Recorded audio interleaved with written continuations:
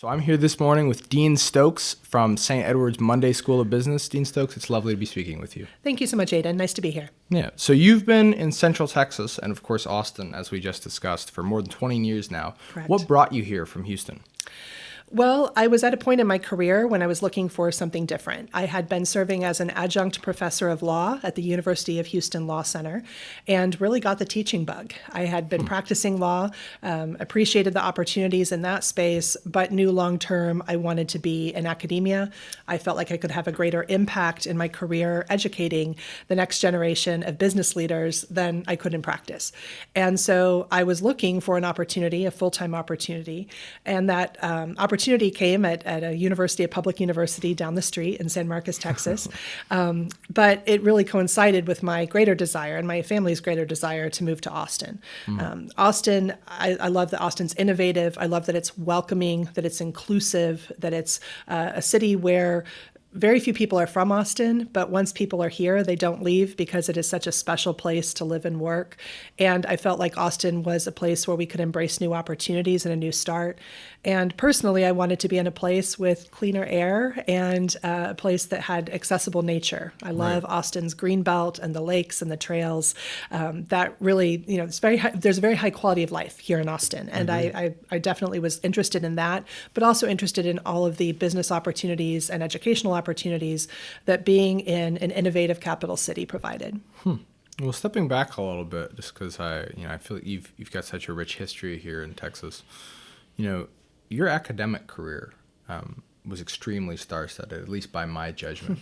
So one of the things that lead me to really be interested in asking you is, how can students here today, get the most out of their education, even just from a school perspective when you're in your classes and outside of that as well? Because I remember you had a diverse pool of extracurricular activities. So in your mind, how can students get the most of their time in college? Well, it really is about making the most of your time at the end of the day.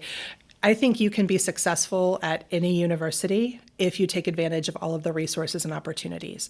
If all you're doing is just coming to class and passively listening, maybe taking a few notes, taking some tests, and then checking out, you're really not doing what college is meant to do. Right. College is meant to be a place where you explore new ideas, where you test your assumptions, where you grow personally and, yes, professionally, where you become a fully formed adult and learn who you are and learn what your values are, but also where you are exposed to new things and new ideas that maybe you didn't grow up with.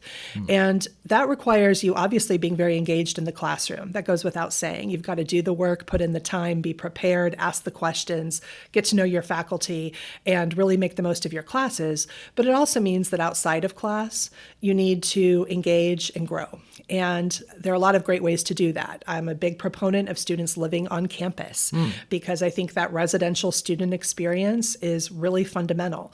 Some of the most meaningful conversations you'll have as a college student come at 2 a.m. in the dorms, maybe after a night out where you get really deep and philosophical and you have those big conversations about the world and you meet people from all over the world. That's especially true at a university like St. Edward's, where our students do come from all over the world and all over the United States as well to study here. Where else do you have a chance to meet people that have had completely different backgrounds and that have really brilliant ideas about the world and what they want their place to be in it? So I think getting engaged outside of the classroom, living on campus, getting involved in student organizations, finding ways to lead in whatever ways that's authentic and meaningful to you, those are really important things to do. Every student's different. Some of our students are working full-time or very heavily part-time while they're doing college. And it's all very understandable that you can't do all of the things, but where you have time, make the most of the opportunities here. Get involved with research, lead a student organization, attend a conference, attend a speaking event, take advantage of the career resources on campus, and really start thinking ahead to what you want your life to look at like and how your university can help you get there. And I think you can do that at any university. Of course, I'm particularly partial to what we do at St. Ed's because we provide such personalized experiences for our students and personalized roadmaps to success. But truly, anywhere you are, you can be successful, but you have to put in the time and effort. If you just want the knowledge, you can do that at a library or on Wikipedia these days. Right. But if you really want to engage and, again, grow intellectually and as a human, then I think there's no better place for that than a university, especially a liberal arts university like St. Edward's. Yeah, well, and I'll say that I can definitely testify to that extent. All of the most important interactions which I had at the school came with my fellow classmates, and I lived on campus the entirety of my years here. And also, one other thing which you said that really meant a lot to me is talking about the diverse groups of students which we have here from all over the world. And that international body, actually, to me, was extremely powerful. Yes. I spent so much time with students, for example, all throughout Africa. And today, two of my greatest friends and people who I've done business with many times are, one of them is from Rwanda and one of them is from Uganda, and they're just absolutely tremendous. And then actually through St. Edward's, I had the opportunity to go and travel to Rwanda and to East Africa. So, in every way, shape, and form, I can say that I got that individualized, personalized experience by taking advantage of resources that were here, but not just the resources in the classroom, the resources that were available in a broader sense across the school. Because, that the young man who I met here, who I went to Rwanda with, was not in MSB. He was actually in the natural sciences department. And yet we found that we had so much overlap, right? And so I think by spending that time with the community in person, it's been really powerful. So I really appreciate that. So moving forward a little bit, obviously you went to law school after your undergraduate studies. What brought you to the law? Well, it wasn't a big surprise. I think I knew I wanted to be a lawyer from the time I was 12 on. I had, in middle school and high school, I was very involved with speech and debate. I was involved with a program in my city called Teen Court, where I actually got to serve as an attorney for other students, other teenagers who were accused of misdemeanors. And so we actually tried their cases in a real municipal court. Wow. So by the time I even went to college, I had already tried hundreds of misdemeanor cases. And so I just knew what my skills were. My skills were always in communication, research, and writing. I liked the logic of the law. And, all through college, I was very focused on that. I triple majored in economics, political science, and managerial studies at Rice. And I did that very intentionally so I would have a strong foundation for corporate law. Wow. Yeah. One thing that's kind of impressive to me is a triple major sounds like you're going to be taking on quite a lot of coursework, right? And despite that, my understanding is that you still made it a concerted effort to go out and find activities and, additional workload outside of that. Is that a correct understanding?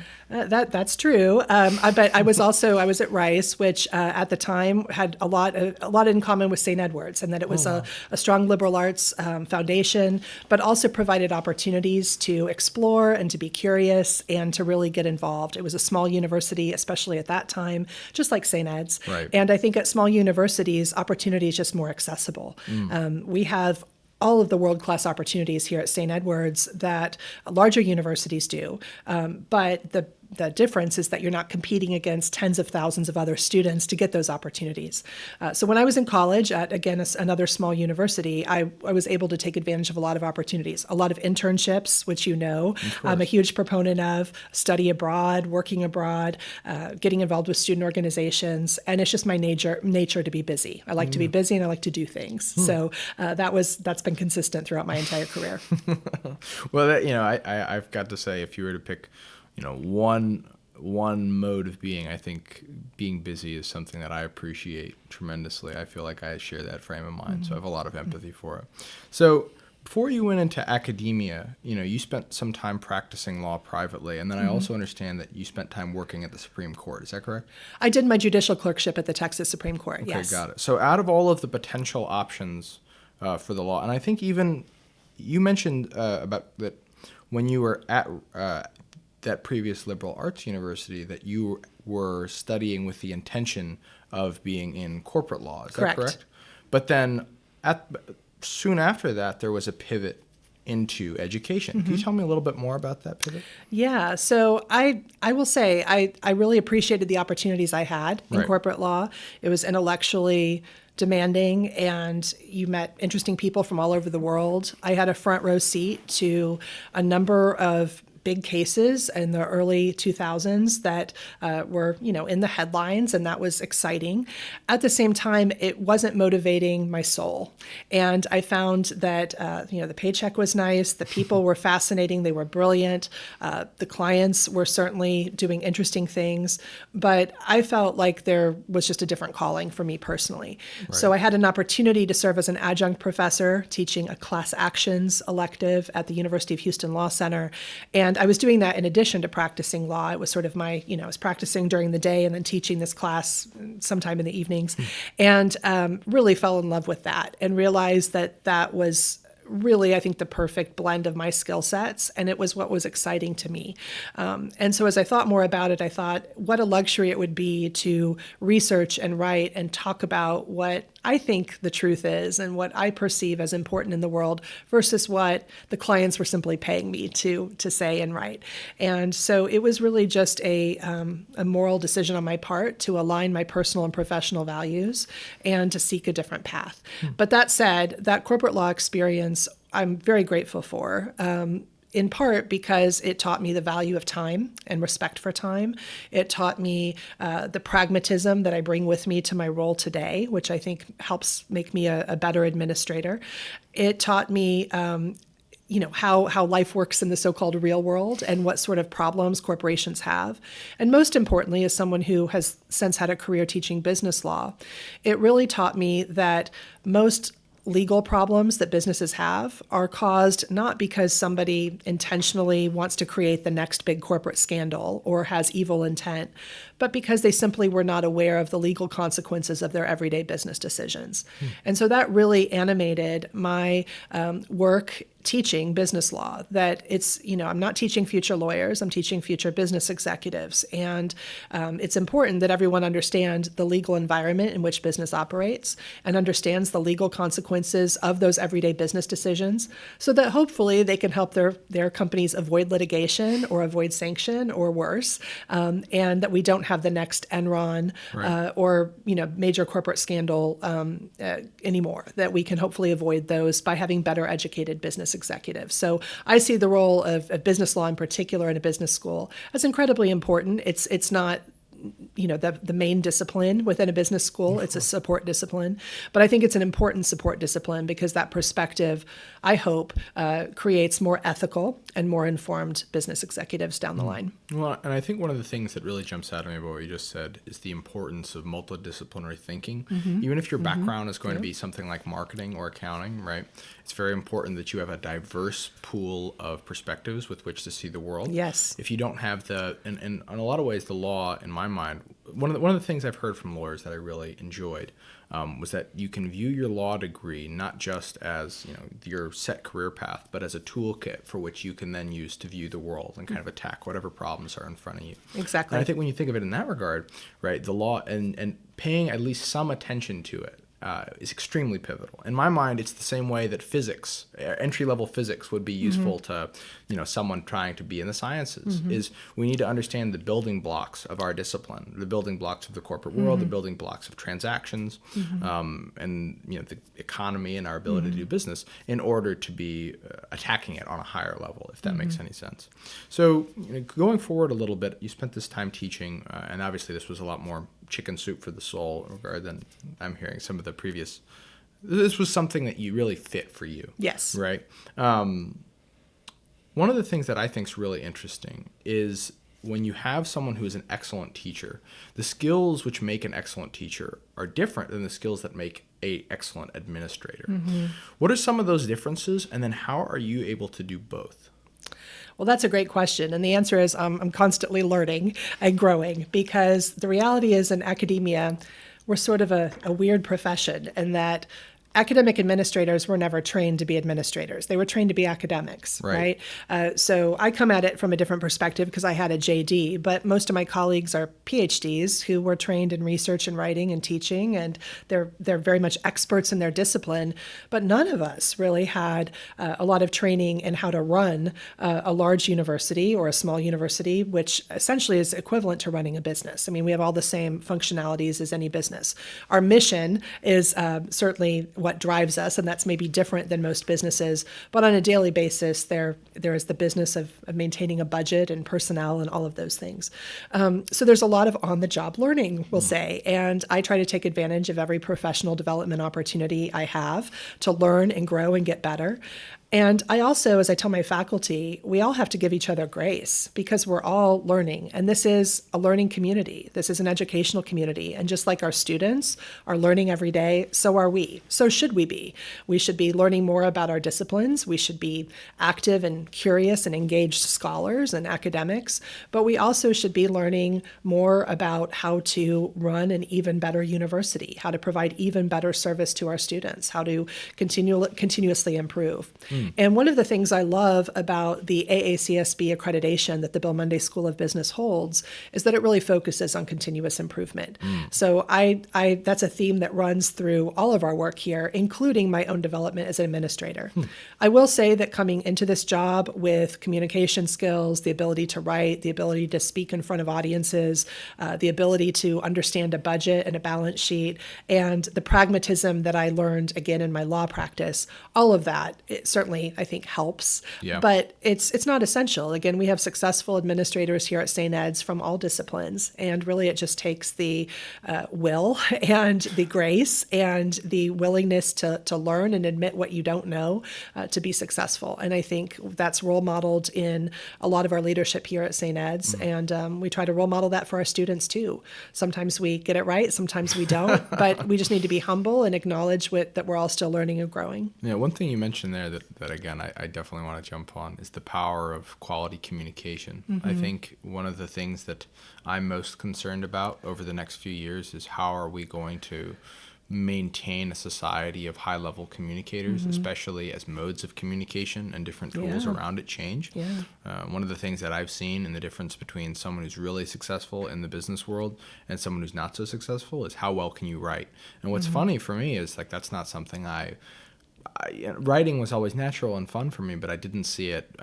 And as I was growing in my skills, I didn't think that would be one of the most pivotal aspects of my education. I didn't think that'd be one of the things that could lift me up super fast, right? Is my ability to communicate. But, just kind of observing this, and especially from a managerial perspective, your ability to communicate and just, say, hey, this is what I need. This is what we need organizationally. And to shift messages in that regard, I think is so overlooked sometimes. And so it's really interesting and refreshing to hear it addressed with the kind of importance that it deserves in my mind. Well, and I think it underscores the importance, again, of the type of education that St. Edward's provides.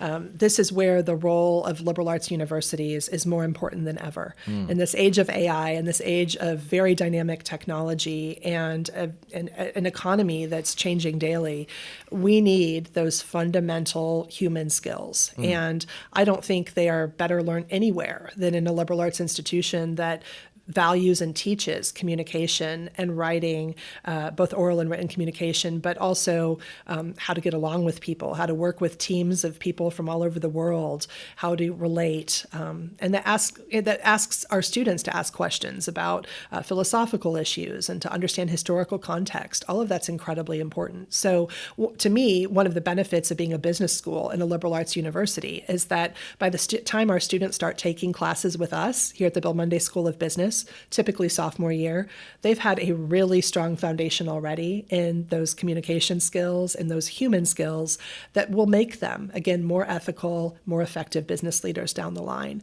So it's something that I think we're really proud of, and that's a differentiator for us among business schools especially. Yeah, and I think that's one thing that going into my liberal arts education, I did not expect to get as much out of that, the written and communicative aspects as you mentioned. So obviously you and I have a shared passion for St. Edward's and for the Munday School of Business as being an alumni. What brought you here specifically? Well, I'd always had my eye on St. Ed's. As I said, I've lived here in Austin for 21 years. I have developed very deep roots in the Austin community and the Austin ecosystem. And, St. Ed's, of course, a beautiful campus, catches your eye as you drive past it. You see the main building on the hilltop. But I was really very much curious about what this liberal arts university's role was in the city of Austin. And so I'd had my eye on it for a while, and as I learned more, I realized that St. Ed's is so intricately tied to the city itself. In fact, our mission as a business school, our entire model of education is built on the pillars of the Austin ecosystem. We took inspiration from our city. We can see the views out my window here. Every day we look at the city and we know that we need to be relevant. We need to be part of it. So the opportunity to lead a business school in such a dynamic city, taking advantage of all of the connections and resources that St. Edward's has in the city, and frankly, the affection that people in Austin have for St. Edward's was very, very appealing. I really wanted to be at a business school that had that community feel, that had those community connections, and that would be a vibrant hub for business thought leadership in Austin. So I saw a lot of opportunity here at St. Ed's, and especially a lot of opportunity here at the Bill Munday School of Business. And so when the opportunity came to make that move, after having the training and the mentorship that I was very fortunate to have at my previous university, I felt ready to take this on. Right. So changing direction a little bit, you talked about Austin and our community and all of the changes and opportunities which we have around here. I would love to know, what are some of the key areas of opportunity that you have your eye on as being like, whoa, these are going to be some of the next big things that I see in both Austin and or Central Texas? Well, I think Austin's done a remarkably good job of diversifying its economy over the past 2 decades. Earlier in its history, Austin was very much focused, of course, on government and government services, and then education via the University of Texas and its system. But over the past 20 years, we've seen the proliferation of other sectors that have really fueled Austin's growth. We see that in very real ways, from the traffic to the inflationary prices, but also have fueled opportunity. And of course, a lot of that's in tech and biotech, which I think will continue to grow because those very much align with Austin's entrepreneurial and innovative culture, a culture that experiments, where people are willing to try and fail. Those are healthy ingredients for an entrepreneurship ecosystem. I see even more opportunity, again, in more traditional sectors like hospitality and transportation, green energy. But I think Austin will continue to diversify, and that's really going to be the key to its success. I don't know that there's any one sector that I say this is Austin's future. We've seen a lot of success in the semiconductor industry here in Austin. I think that's going to continue to grow. It's clearly a state priority for that to grow. Again, I think biotech will continue to be incredibly important to Austin's future. But really, Austin's secret ingredient is its ability to reinvent itself constantly and to really get ahead of trends. And that's why I think so many people have relocated to Austin from other parts of the country, because this is a place that does not stifle innovation, but instead really encourages new ideas and new people and new companies. And so I'm excited to see what Austin's future holds. Yeah. So one thing which you said, going back a little bit, one thing you said recently is, is that both the educational world and our nation and I guess the world and our economy at large is evolving at a really rapid pace right now. One of the things that I've heard a lot from critics of higher education is about the speed with which universities are adapting to AI tools. How do we prepare our students for a fast-moving marketplace like that? It's a huge challenge, and it's one that we talk about almost all day, every day, Aidan. This has been every conference we go to, every meeting we go to, it's all about how are we going to really address AI. And again, I don't think there's any one silver bullet here. We've got to think about this on a number of different fronts. So first of all, we have to think about how we are ensuring that our students have the ability to learn and grow as the world changes. And so if we do nothing else in higher ed, we need to be teaching our students how to learn, how to think, how to adapt, how to pivot, how to be agile. And again, those are very human abilities and human skills that are not taught in a single course, but I think are best taught through a broad curriculum that includes both a liberal arts foundation, but also, applied coursework in business, for example. But also we have to be thinking about how we really prepare students for what's coming, not in 5 years, but in 10 or 20. Right. And the reality is the jobs that exist 20 years from now are going to look very different than the jobs we have in the market today. We don't even know what they'll look like. I mean, the term, cyberspace was coined in the 90s. I didn't grow up learning about cyberspace, and yet we live in that world today. So what we think about is how do we make sure that what we're teaching is going to be relevant long term. And so for me, it's not about teaching vocations. It's not about preparing students for a particular job. Absolutely, we want our students to have really strong first destinations, really strong outcomes. We want our students to have great opportunities coming directly out of college. And St. Ed's is very good at doing that. Our students place very well, in part due to the wealth of opportunities here in the Austin area. But more importantly, we need our students to be prepared for that job 10, 15 years from now. And so that's where I go back to the fundamentals. How are we teaching students to think critically? How are we teaching students to communicate and work together? How are we teaching students to problem solve?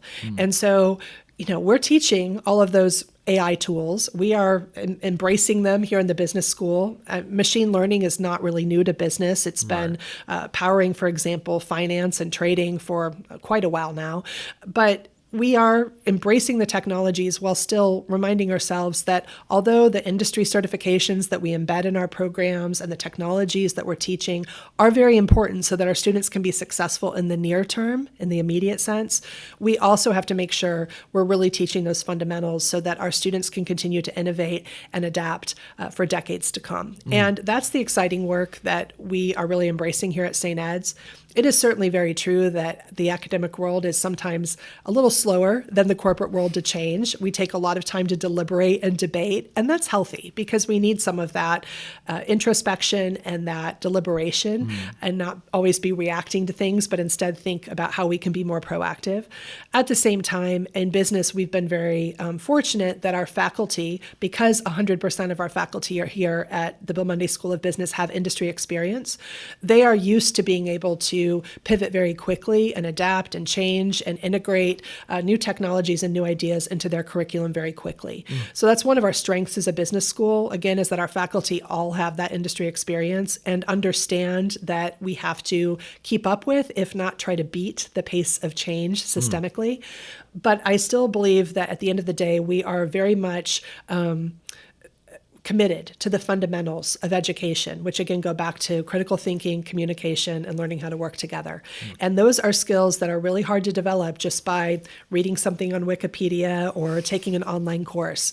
And that is where I think the role of a traditional university is still more fundamental and more important than ever. Yeah, I think that's a really well thought out and balanced answer to, and what in my mind is a pretty difficult question, right? It's not the kind of thing that you can that's the question every smart person in the world is thinking about right now. So to come up with a single answer off the top of your head is super difficult. And I admire you for doing so well at it. So I want to be respectful of your time. My last question for you is for a young person trying to figure out their path in life, or even more specifically, for a young person trying to figure out what their major should be. Why should they come to the Munday School of Business? Well, that's a great question. Again, I'm a pragmatist, so I certainly look very practically at the opportunities that exist for business majors today, especially here in Austin, but still worldwide, because our students do go all over the world to work. We're very grateful that we have a widespread global alumni network. And those opportunities in business continue to be in demand. And our students are well equipped because of how we prepare them and how we train them, but also the opportunities that we offer here at St. Ed's to be successful in a variety of fields. So when we see the demand and the projected demand for opportunities in finance, in marketing, in operations management, in accounting and economics, we see that there is still a great upward trajectory in those fields. And so what we're doing in business, though, and what we're doing at the Bill Munday School of Business specifically, is we're not just teaching, again, vocations. And I want to emphasize that because so often business education gets criticized as that's just vocational. And we're not. We're not here at all. I mean, again, we're preparing our students very well for the future of work, I think. But we also believe, again, that our students are meant to be innovators and creators and leaders. And so we're teaching those skills so that your first job may be at an accounting firm or at a finance firm or in investment banking, but that's not going to be your last job. And so we're really trying to prepare you to be successful humans long term. And I think that's one of the secret ingredients of an education at the Bill Munday School of Business. The other secret ingredient, not so secret because I talk about it all the time, is again our faculty. As I mentioned, 100% of our faculty have industry experience. 100% of our full-time faculty are active scholars and thought leaders in their fields, which means what they're teaching in the classroom is not just current, but they're actually helping develop knowledge, not just teach it or regurgitate it. And because our classes are so small and because we have so many opportunities, thanks to the generosity of our alumni and our donors, for our students to take advantage of, the opportunities here are really, really world-class. And I feel quite proud of that daily, that we are able to deliver such high-quality education and opportunity to our students.